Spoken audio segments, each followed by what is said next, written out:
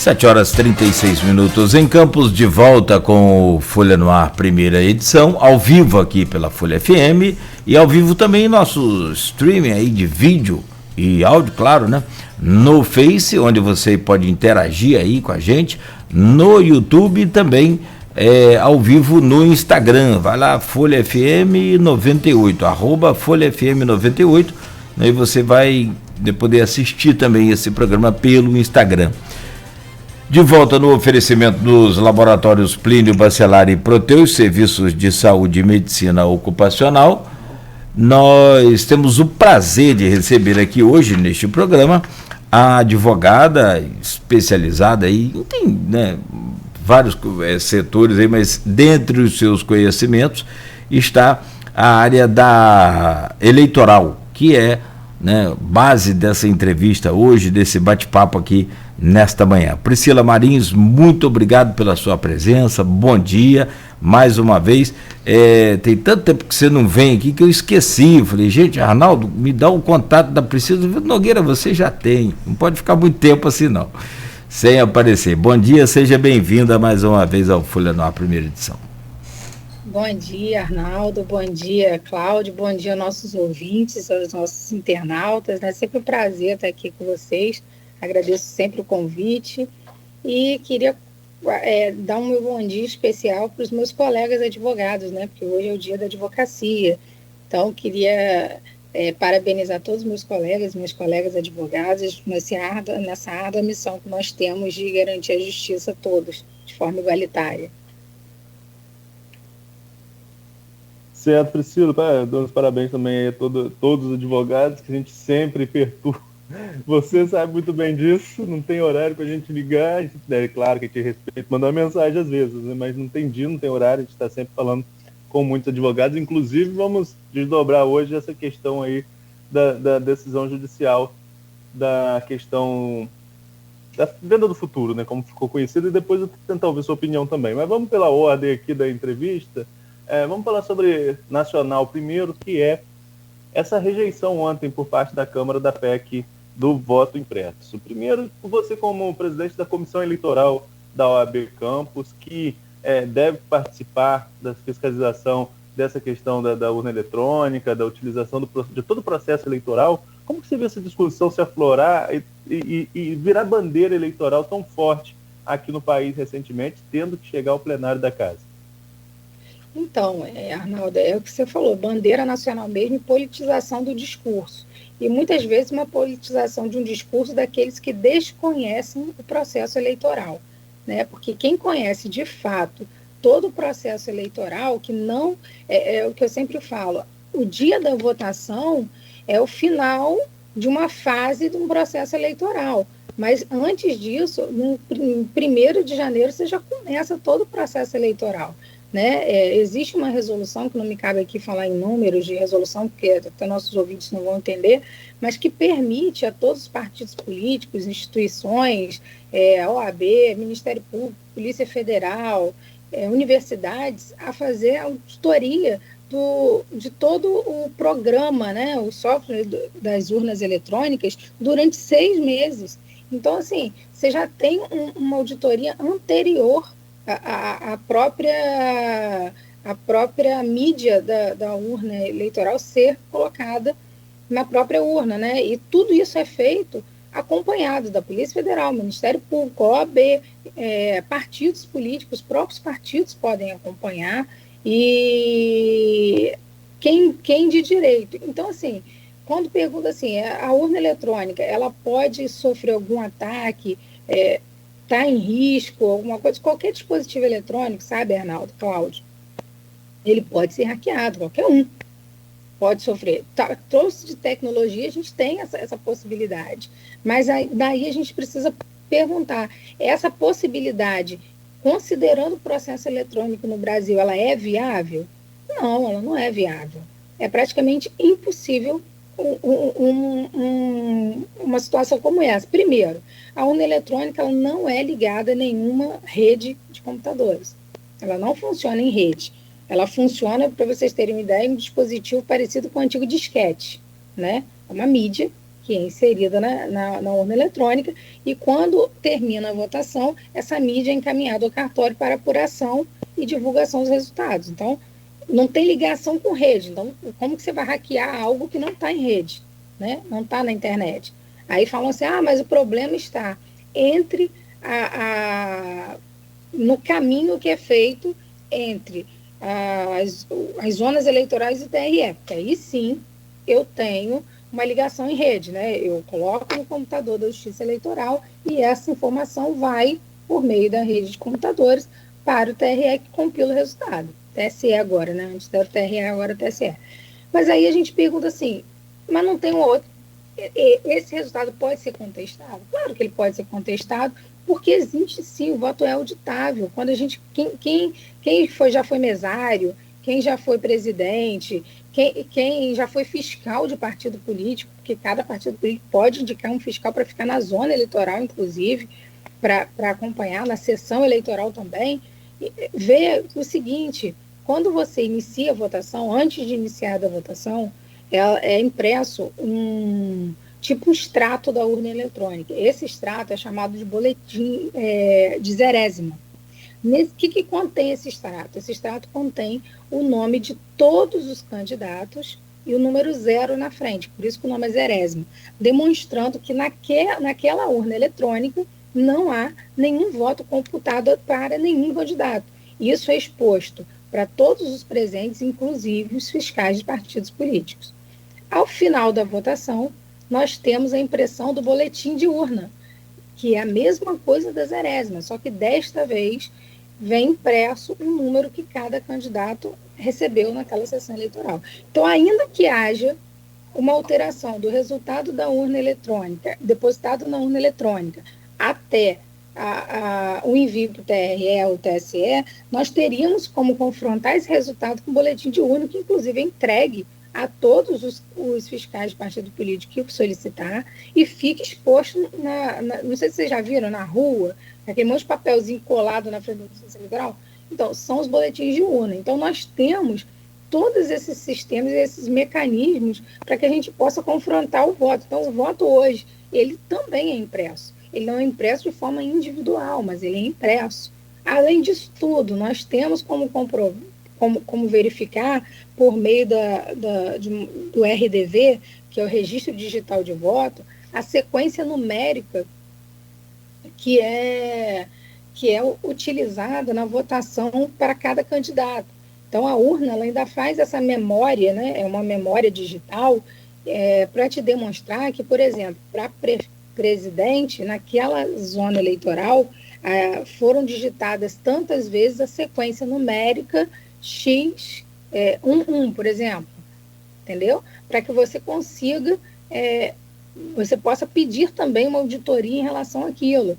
E toda essa confusão toda em relação ao voto impresso, ao voto editável e tal, surgiu de 2 fatos, né, isolados na eleição de 2018.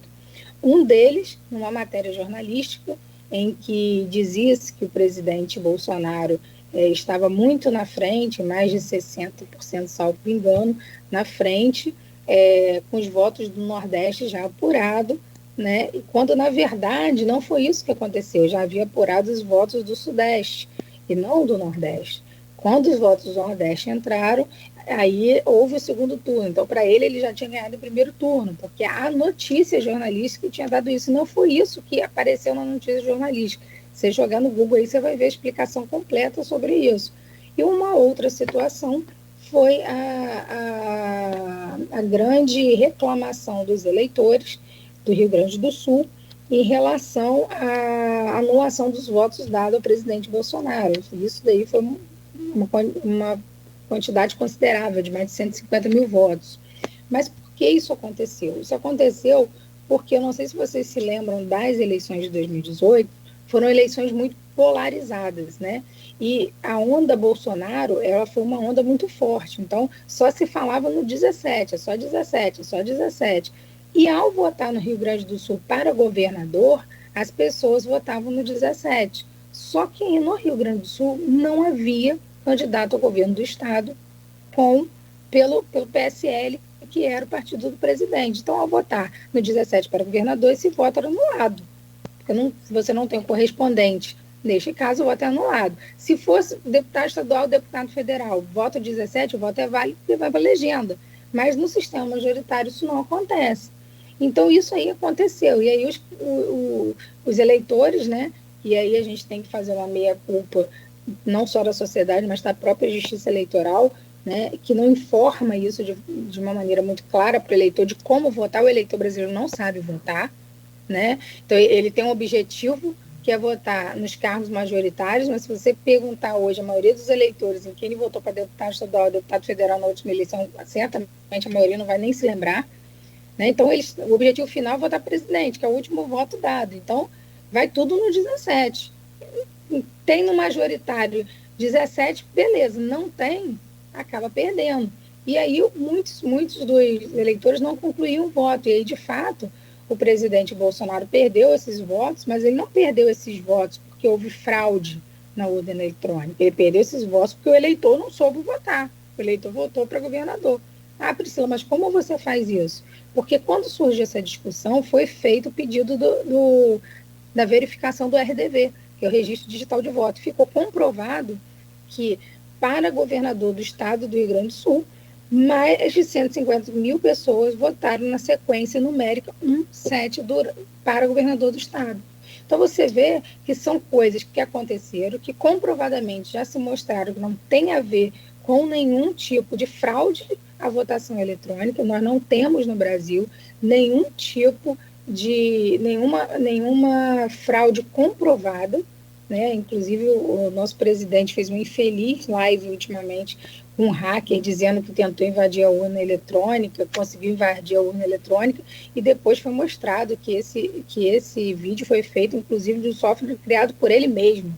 Então você vê que a gente não tem nenhum indício de fraude à urna eletrônica, e depois o presidente foi obrigado a comprovar isso, que não tem nenhuma prova de fraude, né, capaz de justificar tamanha discussão, inclusive com ameaças a poderes constituídos, né, e com ameaças, se não tiver voto impresso não vai ter eleição, que são palavras duríssimas, inclusive ofensivas à democracia, né, porque a gente tem que entender que se a gente tem um sistema, porque esse sistema existe, e existe porque foi votado pelos nossos representantes, né, e foi o que vocês disseram, a questão agora, por hora, está sepultada, porque a Câmara já rejeitou, já havia uma rejeição parcial na comissão mista, né? E o presidente da Câmara resolveu levar o assunto a plenário, em uma situação até meio que não comum, né? Porque quando as comissões geralmente votam contrário, a tendência é o arquivamento, se não houver recurso, mas ele preferiu colocar no plenário e deu no que deu, que já era esperado, né? De que isso acontecesse, justamente por conta disso tudo que eu já falei para vocês, por não existir nenhuma fraude, e pelo que o Arnaldo falou no começo do bloco anterior, é uma logística muito grande, além de uma despesa muito alta, né?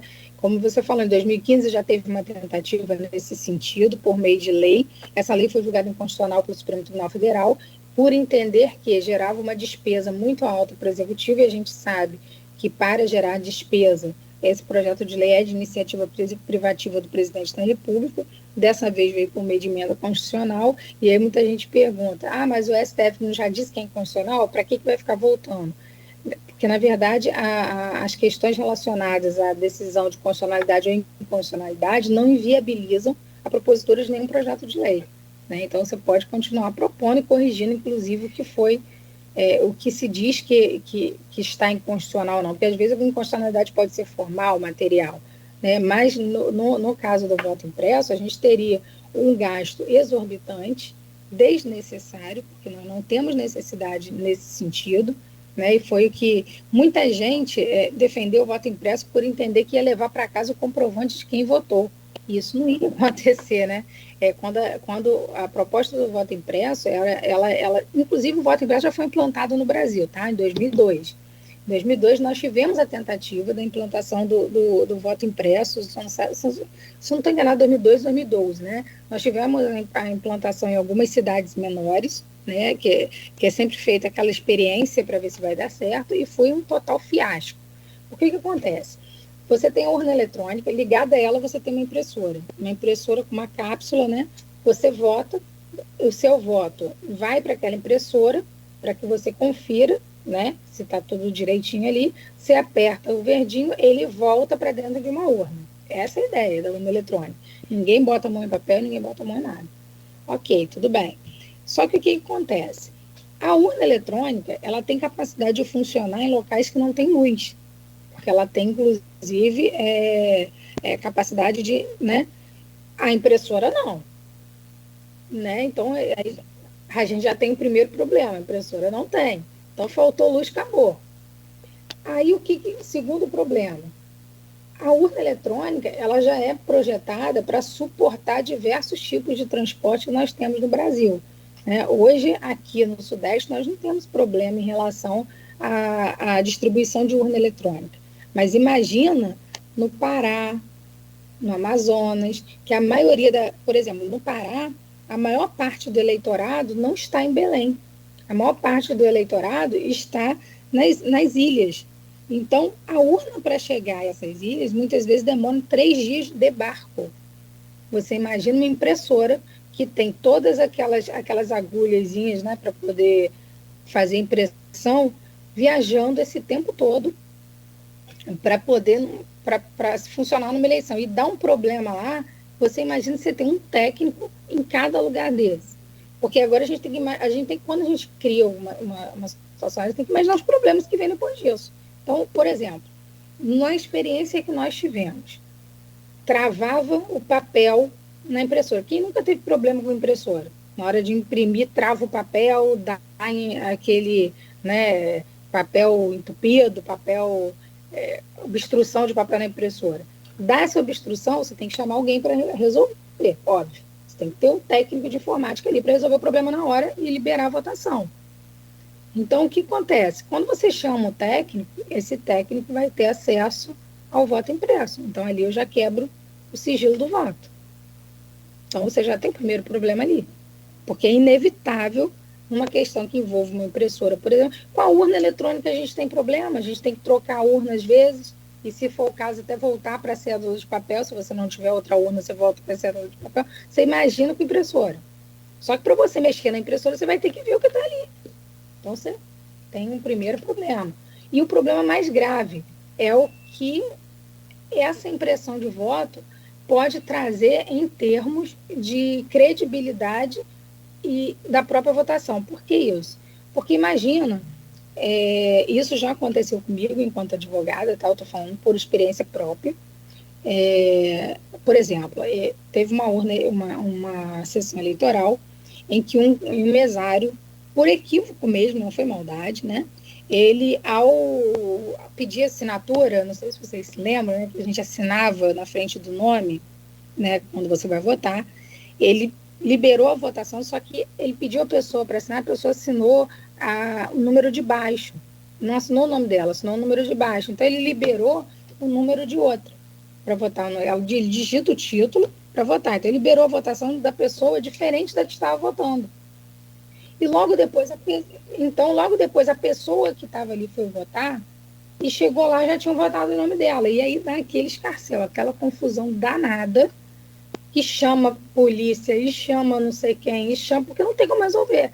Você não tem como pedir a pessoa para votar de novo. Ela releva uma declaração de que ela compareceu para votar e que por um equívoco, está lavrado em ata e tal. Só que isso daí pode gerar uma impugnação daquela sessão eleitoral. E quando você impugna uma sessão eleitoral, essa impugnação ela é julgada procedente pelo juiz eleitoral dali, todos os votos dados naquela sessão eleitoral são anulados. Todos, sem exceção. Então, imaginem vocês, um candidato, e a gente sabe que isso acontece, cada candidato sabe onde está a sua base eleitoral, sabe as escolas eleitorais e as sessões eleitorais que eles terão mais votos. Então, imagina que isso acontece, né? Que um determinado candidato saiba que na sessão X ele tem 10 votos e o adversário dele tem 60. Então, o que ele faz? Ele vai lá, combina com algumas pessoas, de que essas pessoas votam, na hora de conferir o voto, diga, não está batendo, tem fraude. Não está batendo, tem fraude. Na hora, o que você vai ter que fazer? Primeiro que você vai ter um mecanismo. No que você vai confiar? No que digitou ou do que está impresso? E se o eleitor disser na hora que o que está impresso não é o que ele digitou? Você anula, ele faz de novo e continua dizendo isso. Aí você vai ter que fazer o quê? Você vai ter que impugnar aquilo ali. Veja o problema. Eu impugnando aquilo ali, o eleitor, o candidato que combinou isso com o eleitor, e você não tem como saber, isso é viável porque a gente conhece o Brasil, a gente sabe que isso um monte de brasileiro tem muita criatividade em termos de eleição, né? Então, você imagina, você está perdendo 10 votos, mas o meu companheirinho lá está perdendo 60. Então, olha, você, ao invés de você trazer mais credibilidade para o processo eleitoral, você acaba trazendo mais fragilidade para o processo eleitoral, entendeu? Então, essa questão do voto impresso ela precisa ser muito amadurecida para depois ser posta em prática, né? Ela não pode ser uma questão politizada de um discurso vazio como está sendo, né? Não, eu preciso de voto porque eu preciso de um voto auditável. Meu Deus, o Brasil tem voto auditável em várias fases. Para você violar um software de uma urna eletrônica, você tem que passar pela Polícia Federal, Ministério Público, OAB, universidade, partidos políticos. Como isso?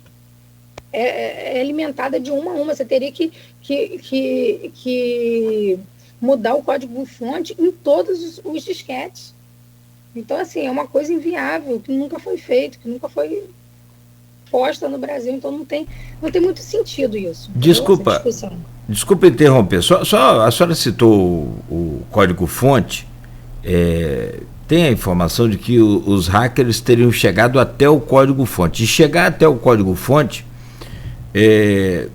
o próprio TSE alegou que não significa nada, porque a partir até dessa invasão, o TSE liberou o código-fonte para todos os partidos, numa parceria com o Ministério Público Eleitoral. A senhora sabe melhor, pode falar sobre isso. Chegar até porque eles alegam isso também, porque chegar até o código-fonte, só que chegar até o código-fonte não significa alterar o resultado das urnas.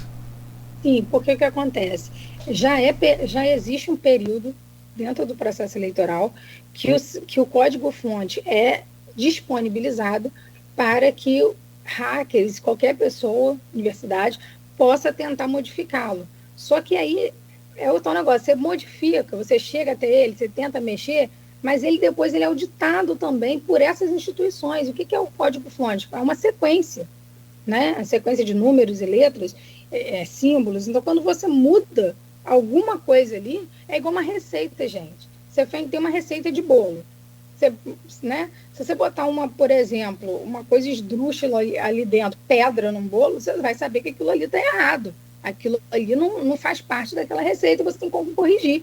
Então, o Tribunal Superior Eleitoral já deixa à disposição de quem queira, inclusive tentar modificar o código-fonte sem que ninguém descubra, tal, justamente para corrigir possíveis ataques, né, possíveis alterações, e nunca conseguiram alterar. Chegar ao código-fonte, como você diz, não é alterar resultado em urna, nem muito menos o que vai para a urna eletrônica, até porque é um procedimento comum. A Apple faz isso. A Apple disponibiliza o sistema dela, inclusive com remuneração para quem conseguir invadir um software deles, entendeu? Isso é um sistema de segurança também, faz parte do sistema de segurança. Bom, meu caro Arnaldo, são 8 horas. Vamos fazer um rápido intervalo e a gente, na sequência, né, volta aí a conversar com a doutora Priscila Marins, corrigido em tempo, perdão. Priscila Marins, e a gente fala um pouco sobre a questão do distritão também, o voto do distritão. Como é que fica essa... Porque foi aprovado ontem, me parece que no Senado... Na segunda na comissão. Na comissão. E ontem não foi aprovado? Não, então melhor. Tá, porque me parece que junto dessa PEC aí, 135, estaria aí o voto do distritão e estaria também aquele fundão, o fundo eleitoral, né, que passou de 2 bilhões, se eu estiver errado, para 5,7 bilhões, quase 3 vezes mais. Então nós vamos ao intervalo rápido, a gente volta para falar sobre esse assunto e tentar entender em poucas palavras o que é o voto esse tal de distritão. Eu não vou votar no... Como é que vai ser? Isso é um assunto também muito, muito, muito interessante e que nós, evidentemente, não temos aí a profundidade de conhecimento que a Priscila Marins tem e nos compartilha aí essas informações. Voltamos em instantes, oferecimento dos laboratórios Plínio Bacelar e Proteus Serviços de Saúde e Medicina Ocupacional.